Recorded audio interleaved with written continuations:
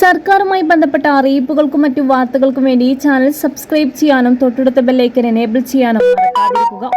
കേരളത്തിൽ ഉൾപ്പെടെ നടക്കുന്ന വോട്ടർ പട്ടിക തീവ്ര പരിഷ്കരണ നടപടികൾ പ്രശ്നങ്ങളുണ്ടെങ്കിൽ ഇടപെടുമെന്ന് വ്യക്തമാക്കി സുപ്രീം കോടതി.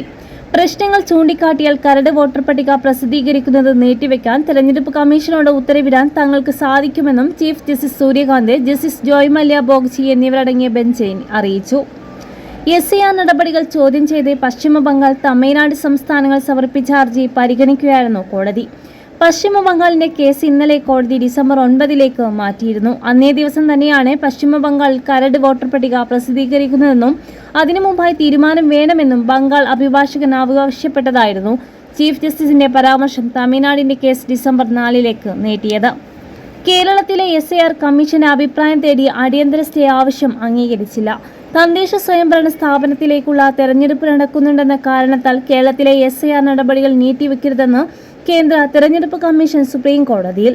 കേരളത്തിൽ SIR-ഉം തദ്ദേശ തെരഞ്ഞെടുപ്പ് ഒരുമിച്ച് നടക്കുന്നത് പ്രവർത്തനത്തെ ബാധിച്ചിട്ടില്ലെന്ന് സംസ്ഥാന തെരഞ്ഞെടുപ്പ് കമ്മീഷൻ അറിയിച്ചിട്ടുണ്ട്.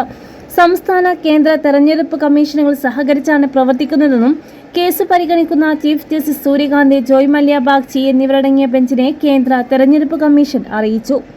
തദ്ദേശ തെരഞ്ഞെടുപ്പും SIR-ഉം ഒരുമിച്ച് നടക്കുന്നതിനാൽ കേരളത്തിൽ ഭരണസ്തംഭനമുണ്ടാകുന്ന സ്ഥിതിയാണെന്നും SIR നീട്ടിവെക്കണമെന്നും ആവശ്യപ്പെട്ട് സംസ്ഥാന സർക്കാർ സമർപ്പിച്ച ഹർജിയും കേരളത്തിൽ നിന്നുള്ള രാഷ്ട്രീയ പാർട്ടികളുടെ ഹർജികളും പരിഗണിക്കവെയാണ് തെരഞ്ഞെടുപ്പ് കമ്മീഷൻ ഇക്കാര്യം കോടതിയെ അറിയിച്ചത്.